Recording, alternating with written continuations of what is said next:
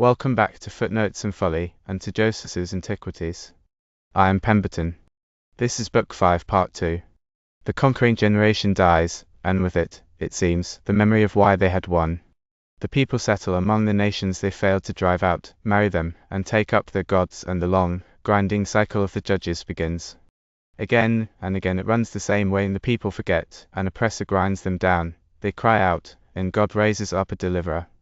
We will watch Othniel, then Ehud, who carried a hidden blade to a fat tyrant's private chamber, then Deborah the prophetess, and Barak, and the great storm-broken rout of Sisera and his iron chariots, and then Gideon, who whittled an army down to 300 men with torches and trumpets, and broke the camp of Midian in the dark.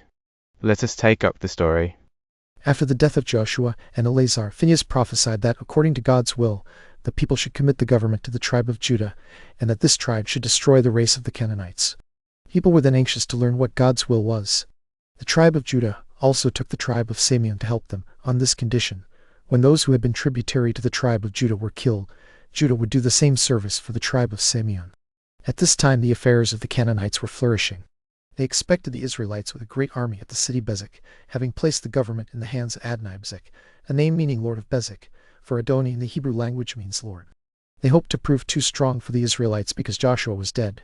But when the Israelites, that is, the two tribes already mentioned, joined battle with them, they fought gloriously, killed more than 10,000 of them, and put the rest to flight. In the pursuit they captured Adonai-Bezek. When they cut off his fingers and toes, he said that he was not always going to remain hidden from God, as he now found from what he was suffering, since he himself had not been ashamed to do the same thing to 72 kings. They carried him alive as far as Jerusalem, and when he died they buried him in the earth. Then they went on taking cities. After they had taken most of them, they besieged Jerusalem. When they captured the lower city, which did not take very long, they killed all its inhabitants. But the upper city could not be taken without great difficulty because of the strength of its walls and the nature of the place. For this reason they moved their camp to Hebron. When they took it, they killed all the inhabitants. Until then, some of the race of giants still remained there, men whose bodies were so large and whose faces were so different from other men that they were astonishing to see and terrible to hear about. The bones of these men are still shown to this very day, unlike any believable accounts of other men. The Israelites gave this city to the Levites as an extraordinary reward, together with suburbs belonging to 2,000 cities. But the land attached to it they gave as a free gift to Caleb, according to the commands of Moses. This Caleb was one of the spies whom Moses sent into the land of Canaan. They also gave land to the descendants of Jethro the Midianite, who was Moses' father-in-law, so they could live there, for they had left their own country, followed the Israelites, and accompanied them in the wilderness. The tribes of Judah and Simeon took the cities in the mountainous part of Canaan, as well as Askelon and Ashdod, which lay near the sea. But Gaza and Ekron escaped them, because these cities lay in flat country, and had many chariots, which badly harassed those who attacked them. So these tribes, having become very rich through this war, withdrew to their own cities and laid aside their weapons. The Benjamites, to whom Jerusalem belonged, allowed its inhabitants to pay tribute. So both sides stopped, but one side ceasing to kill and the other ceasing to expose themselves to danger, and they had time to cultivate the ground. The rest of the tribes imitated Benjamin and did the same. Content with the tribute paid to them, they allowed the Canaanites to live in peace. However, when the tribe of Ephraim besieged Bethel, they made no progress and accomplished nothing worthy of the time and labor they spent on the siege. Still, they persisted and remained before the city, though they endured great trouble because of it. After some time, they caught one of the citizens who had come out to obtain necessities. They gave him assurances that, if he would deliver the city to them, they would preserve him and his kindred. He swore that on those terms he would put the city into their hands. Accordingly, the man who betrayed the city was preserved with his family, while the Israelites killed all the inhabitants and kept the city for themselves. After this, the Israelites grew weak and unwilling to fight any more against their enemies. They turned to cultivating the land, and because it produced great plenty and wealth for them, they neglected the proper order of their settlement and gave themselves over to luxury and pleasures.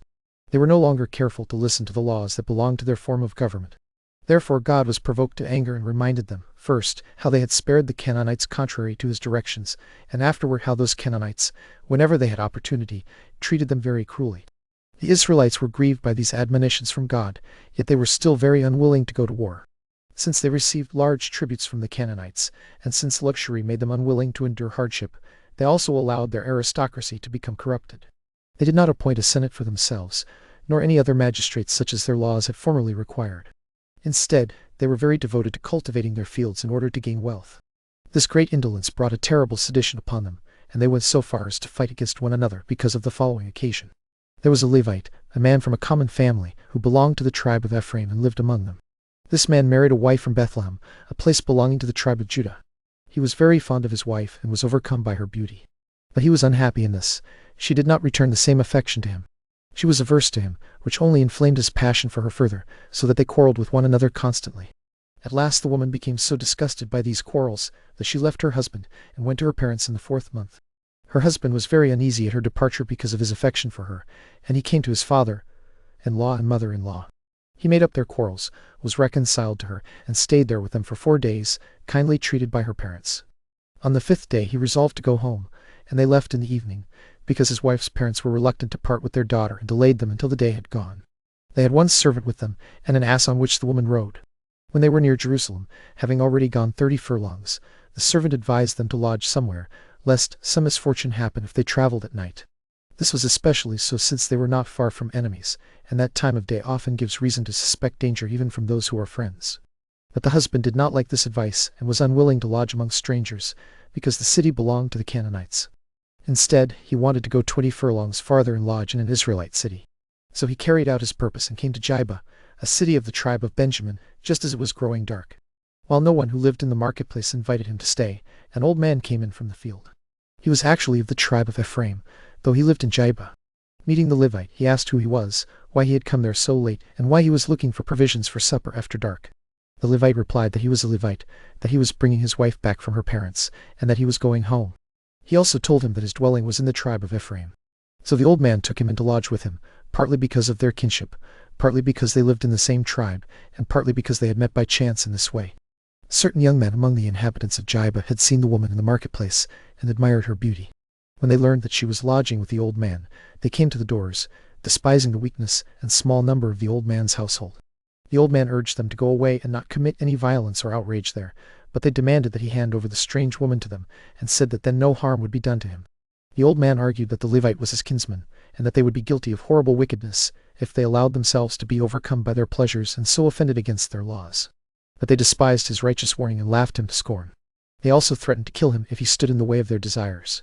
When he found himself in great distress, yet was unwilling to neglect his guests and see them abused, he brought out his own daughter to them. He told them it would be a smaller breach of the law to satisfy their lust on her than to abuse his guests, thinking that by this means he would prevent any injury from being done to those guests. The men did not lessen their insistence on having the strange woman, but demanded absolutely that their desire for her be satisfied. The old man begged them not to commit such an unjust act, but they proceeded to take her away by force. Giving themselves still more to the violence of their passions, they took the woman away to their house. After they had satisfied their lust on her the whole night, they let her go about daybreak. She came back to the place where she had been received, in great distress over what had happened. She was deeply sorrowful because of what she had suffered, and from shame she did not dare look her husband in the face, for she concluded that he would never forgive her for what had been done. So she fell down and died. Her husband supposed at first that his wife was only fast asleep, and thinking that nothing more tragic had happened, tried to raise her up. He intended to speak kindly to her, since she had not voluntarily exposed herself to these men's lust, but had been forced away to their house. But as soon as he realized that she was dead, he acted as prudently as the greatness of his misfortune allowed. He laid his dead wife on the beast and carried her home. Then he cut her, limb by limb, into 12 pieces and sent them to every tribe, giving instructions to those who carried them to inform the tribes about the men who had caused his wife's death and about the violence they had offered to her. When the people saw and heard what had happened, they were greatly disturbed, for they had never experienced anything like it before. In a great and just anger they gathered at Shiloh, assembling in a large congregation before the tabernacle. They immediately resolved to take up arms and treat the inhabitants of Jibah as enemies. But the Senate restrained them and persuaded them that they should not make war so hastily against people of the same nation before first speaking with them about the accusation against them. It was part of their law that they should not bring an army even against foreigners who seemed to have done injury without first sending an embassy and trying to learn whether they would repent. So the Senate urged them to do what obedience to their laws required, send to the inhabitants of Jibah and learn whether they would hand over the offenders. If they handed them over, the Israelites should be satisfied with punishing those guilty men, but if they despised the message sent to them, then the Israelites should punish them by taking up arms. Accordingly, they sent to the inhabitants of Jibah, accused the young men of the crimes committed in the matter of the Levite's wife, and demanded that those who had acted against the law be delivered up to be punished, since they justly deserved to die for what they had done. But the inhabitants of Jibah would not hand over the young men. They thought it would be too disgraceful, through fear of war, to submit to the demands of others. They boasted that they were inferior to no one in war, neither in numbers nor in courage. The rest of their tribe also made great preparations for war, for they were so insolently mad that they resolved to meet force with force. When the Israelites were told what the inhabitants of Jibah had resolved, they swore an oath that none of them would give his daughter in marriage to a Benjamite. They also resolved to make war against them with greater fury than their forefathers had made war against the Canaanites. They immediately sent out an army of 400,000 men against them. The army of the Benjamites numbered 25,600, 500 of whom were excellent at slinging stones with their left hands. When battle was joined at Jibah, the Benjamites defeated the Israelites, and 2,000 Israelites fell. Probably more would have been destroyed if night had not come on, prevented it, and broken off the fight. So the Benjamites returned to the city with joy, while the Israelites returned to their camp in great fear because of what had happened. The next day, when they fought again, the Benjamites defeated them once more. 18,000 Israelites were killed, and the rest abandoned their camp out of fear of a greater slaughter. The Israelites came to Bethel, a city near their camp, and fasted the next day. Through Phinehas the high priest they begged God that his anger against them would cease, that he would be satisfied with these 2 defeats, and that he would give them victory and power over their enemies. God promised by the prophecy of Phinehas that he would do this. Therefore they divided the army into 2 parts. During the night they placed one half in ambush around the city of Jibah, while the other half attacked the Benjamites. When these Israelites drew back under the assault, the Benjamites pursued them, while the Hebrews retreated gradually, very eager to draw them completely away from the city. The others kept following as they withdrew, until even the old men and the young men who had been left in the city, being too weak to fight, ran out with them, willing to help bring their enemies under. But when they were a great distance from the city, the Hebrews stopped running and turned back to fight them. They raised the signal they had agreed on for those in ambush. These rose up and with a great noise fell upon the enemy. As soon as the Benjamites realized they had been deceived, they did not know what to do.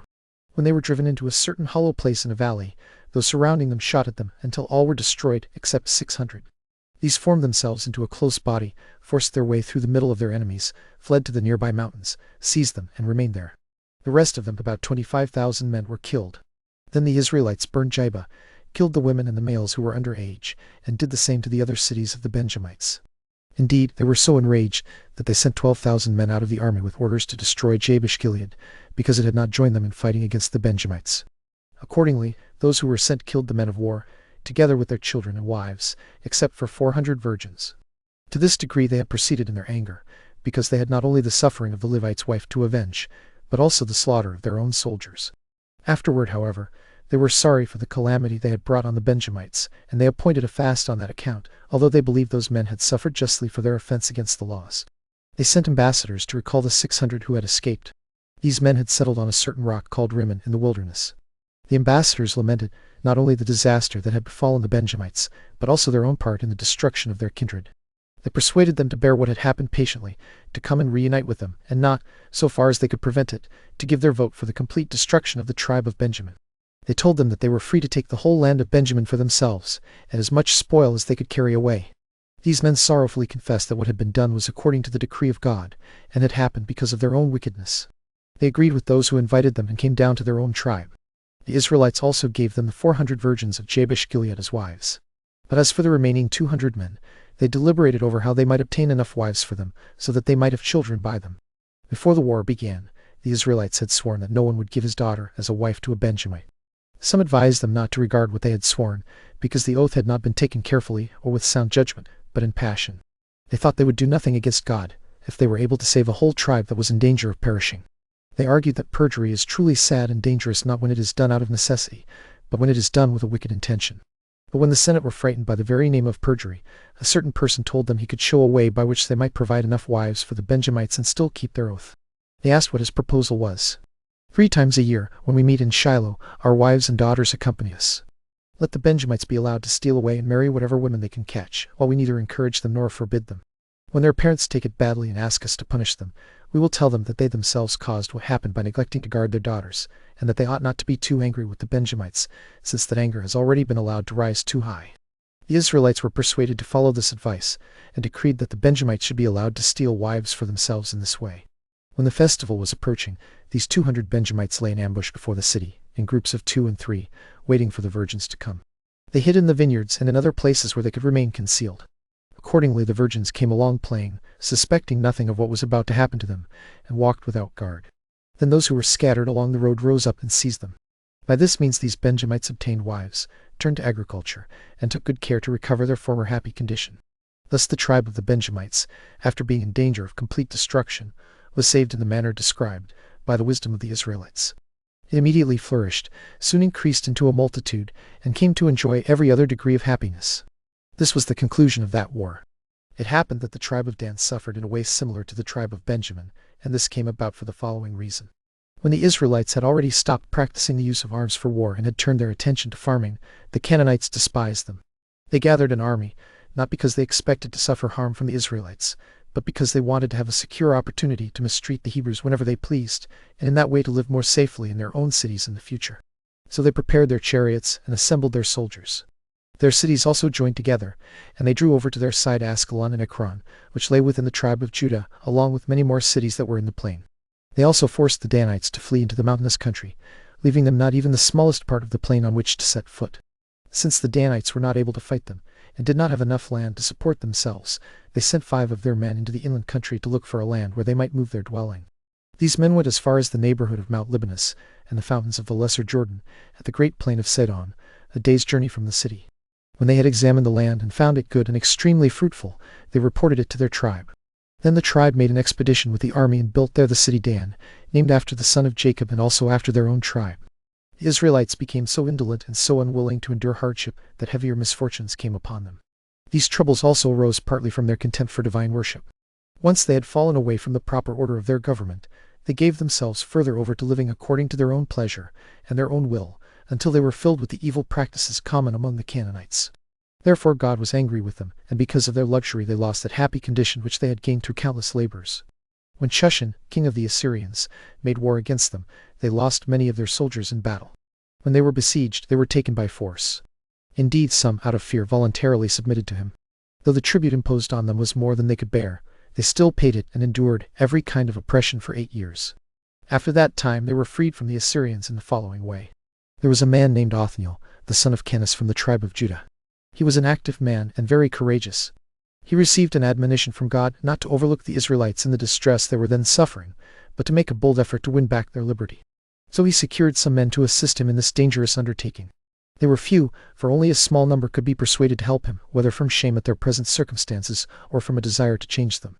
First, Othniel destroyed the garrison that Shushan had set over them. When it became clear that he had not failed in this first attempt, more of the people came to his assistance. Then they joined battle with the Assyrians, drove them completely before them, and forced them to cross over the Euphrates.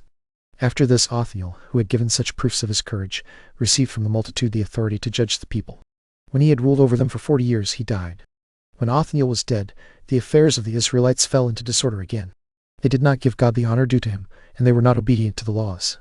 Because of this, their afflictions increased until Eglon, king of the Moabites, came to despise them greatly on account of the disorders in their government. He made war on them, overcame them in several battles, forced the bravest among them to submit, completely subdued their army, and ordered them to pay him tribute. After he built a royal palace for himself at Jericho, he neglected no method by which he might distress them. In fact, he reduced them to poverty for 18 years.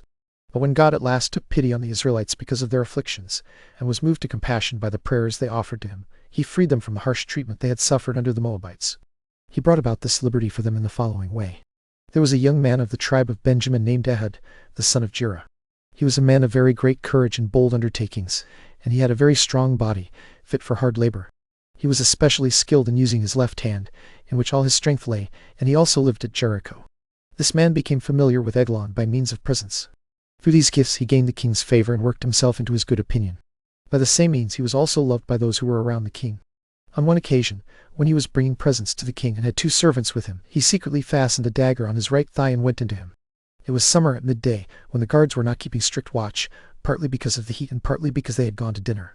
After the young man had offered his presents to the king, who was then staying in a small parlor conveniently placed to avoid the heat, he began to talk with him. They were now alone, for the king had ordered the servants attending him to go away because he wanted to speak with Ehud. The king was sitting on his throne. Fear seized Ehud that he might miss his stroke and fail to give him a mortal wound. So he rose up and said that he had a dream to tell him by the command of God. At this, the king leaped from his throne in joy at the dream. Then Ehud struck him to the heart. Leaving the dagger in his body, he went out and shut the door behind him. The king's servants remained quiet, supposing that the king had settled himself down to sleep. After this, Ehud privately informed the people of Jericho of what he had done and urged them to recover their liberty. They heard him gladly, went to their weapons, and sent messengers throughout the country to sound trumpets made of ram's horns, for it was the custom of our people to call the multitude together with them. For a long while, Eglon's attendants did not know what misfortune had happened to him. But toward evening, fearing that some unusual accident had occurred, they entered his parlor. When they found him dead, they were in great confusion and did not know what to do. Before the guards could be gathered together, the multitude of the Israelites came upon them, so that some were killed immediately and others were put to flight. These fled toward the country of Moab in order to save themselves. Their number was more than 10,000. The Israelites seized the ford of the Jordan, pursued the Moabites, and killed them. Many of them were killed at the ford, and not one escaped from their hands. In this way, the Hebrews freed themselves from slavery under the Moabites.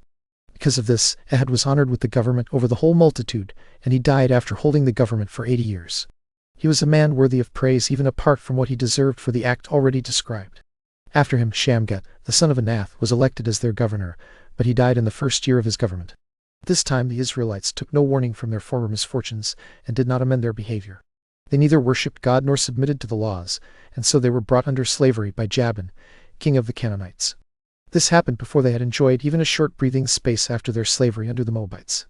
Jabin came from Hazor, a city situated above Midianites. He had in his pay 300 footmen, 10,000 horsemen, and fewer than 3,000 chariots. Sisera was commander of his whole army, and was the chief person in the king's favor. When Sisera fought the Israelites, he defeated them so severely that he ordered them to pay tribute. The Israelites continued under this hardship for 20 years, not being good enough by themselves to become wise through their misfortunes. God was also willing by this to subdue their obstinacy, and their ingratitude toward him still more. At length they became penitent, and became wise enough to understand that their calamities came from their contempt for the laws. Then they appealed to Deborah, a certain prophetess among them, whose name in the Hebrew language means bee.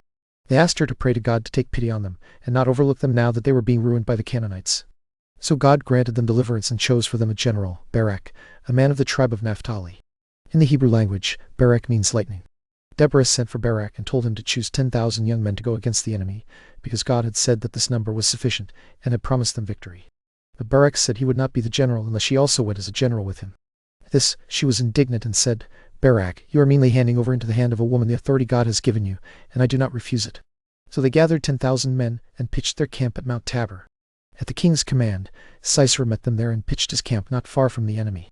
The Israelites, and Barak himself, were so frightened by the multitude of their enemies that they would have resolved to march away if Deborah had not held them back.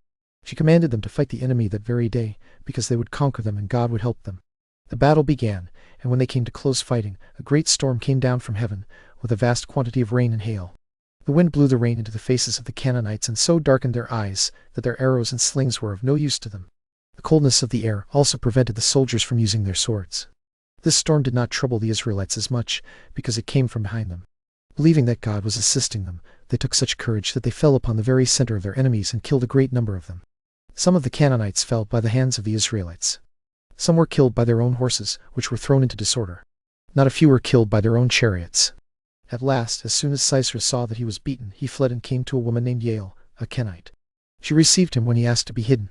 When he asked for something to drink, she gave him sour milk. He drank so much of it that he fell asleep. While he was asleep, Jael took an iron nail, and with a hammer, drove it through his temples into the floor. A little later, when Barak came, she showed him Sisera nailed to the ground. Thus the victory was gained by a woman, as Deborah had foretold. Barak also fought with Jabin at Hazor, and when he met him, he killed him. After the general had fallen, Barak overthrew the city to its foundations, and he was commander of the Israelites for 40 years. After Barak and Deborah were dead, their deaths having happened about the same time, the Midianites called the Amalekites and Arabians to help them and made war against the Israelites. They proved too strong for those who fought against them, and after burning the fruits of the earth, they carried away the spoil. When they had done this for 3 years, the multitude of the Israelites withdrew to the mountains and abandoned the plain country. They also made hollows underground and caves, and in them preserved whatever had escaped their enemies. The Midianites made their expeditions at harvest time, but allowed the Israelites to plow the land in winter, so that after the Israelites had done the labor, the Midianites might have the crops to carry away. A famine and scarcity of food followed. Because of this, the Israelites turned to supplication before God and begged him to save them. Gideon, the son of Joash, one of the principal men of the tribe of Manasseh, was privately bringing in his sheaves of grain and threshing them at the wine press, because he was too afraid of the enemy to thresh them openly on the threshing floor. At that time, something appeared to him in the form of a young man and told him that he was a happy man and beloved by God. Gideon immediately answered that it was a strong sign of God's favor to him if he was forced to use a wine press instead of a threshing floor. The appearance urged him to be courageous and to attempt the recovery of their liberty. Gideon answered that it was impossible for him to recover it, because the tribe to which he belonged was not at all numerous, and because he himself was young and too insignificant to think of such great actions. But the other promised him that God would supply what he lacked, and would give the Israelites victory under his leadership. When Gideon told this to some young men, they believed him, and immediately an army of 10,000 men was prepared for battle. But God came to Gideon in his sleep and told him that mankind were too fond of themselves, and were enemies to those who excelled in virtue. Therefore, so that they would not pass over God, but would ascribe the victory to him, and would not imagine that it had been obtained by their own power because they were many and able by themselves to fight their enemies, but would confess that it was due to his assistance, God advised him to bring his army at noon, in the violence of the heat, to the river. He was to regard those who bent down on their knees and drank as men of courage, but all those who drank in a hurried, disorderly way he was to consider as acting from fear and dread of their enemies. When Gideon did as God had suggested, 300 men were found who took water with their hands in that hurried way. So God told him to take these men and attack the enemy. Accordingly they pitched their camp at the river Jordan, ready to cross it the next day. Gideon was in great fear, because God had told him beforehand that he should attack his enemies at night. But God, wishing to free him from fear, told him to take one of his soldiers and go near the tents of the Midianites, because from that very place his courage would be raised, and he would become bold. So Gideon obeyed and took his servant Phurah with him. As he came near one of the tents, he discovered that those inside it were awake, and that one of them was telling his fellow soldier a dream so plainly that Gideon could hear him. The dream was this: he thought he saw a barley cake, a kind hardly fit for men to eat because it was so poor, rolling through the camp and overturning the royal tent and the tents of all the soldiers. The other soldier explained that this vision meant the destruction of the army. He gave his reason for this guess. Barley was acknowledged to be the poorest kind of seed, and the Israelites were known as the lowest of all the people of Asia, just like barley, and what seemed large among the Israelites was Gideon and the army with him. Since the man said he had seen the cake overturning their tents, the soldier feared that God had granted Gideon victory over them. When Gideon heard this dream, hope and courage came over him. He ordered his soldiers to arm themselves, and told them about this vision of their enemies. They also took courage from what they were told, and were ready to do whatever he commanded. Gideon divided his army into 3 parts and brought it out about the 4th watch of the night, each part containing 100 men. They all carried empty pitchers and lighted lamps in their hands, so that their approach would not be discovered by the enemy. Each also had a ram's horn in his right hand, which he used instead of a trumpet. The enemy's camp covered a large area, for they had a great many camels. Although they were divided into different nations, they were all contained within one circle.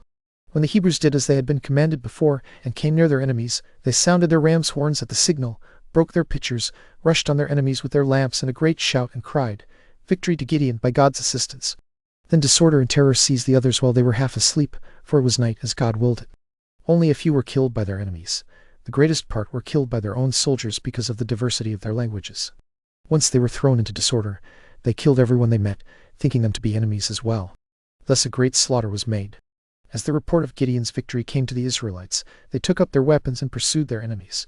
They overtook them in a certain valley surrounded by torrents, a place the enemy could not cross. So they surrounded them and killed them all, including their kings, Oreb and Zeb. The remaining captains led the soldiers who were left, about 18,000 men, and pitched their camp far away from the Israelites. Gideon, however, did not spare his labor. He pursued them with his whole army, joined battle with them, cut off the entire enemy army, captured the other leaders, Zibah and Zalmunna, and made them prisoners. In this battle, about 120,000 of the Midianites and their auxiliaries, the Arabians, were killed. The Hebrews took great spoil: gold, silver, garments, camels, and asses. When Gideon came to his own country of Ophrah, he killed the kings of the Midianites. However, the tribe of Ephraim was so displeased at Gideon's success that they resolved to make war against him, accusing him because he had not told them of his expedition against their enemies. But Gideon, being a man of self-control and outstanding in every virtue, answered that he had not attacked the enemy without them as a result of his own authority or reasoning, but by the command of God, and that the victory still belonged to them as well as to those who had been in the army. By this method of cooling their passions, he brought more advantage to the Hebrews than he had by his success against these enemies, for he delivered them from a sedition that was rising among them.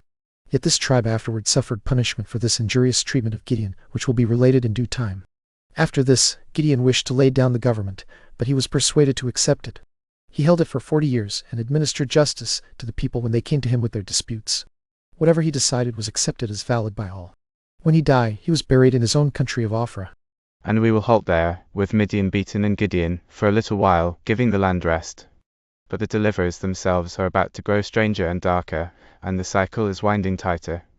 Next time, in part 3, the bloody usurper Abimelech who murdered his way to a crown, the tragic vow of Jephthah, and then the strangest deliverer of them all, Samson, the strong man with the secret in his hair, his riddles, his loves, his ruin, and his terrible last act in the temple of the Philistines. Mind the footnotes, and beware the folly.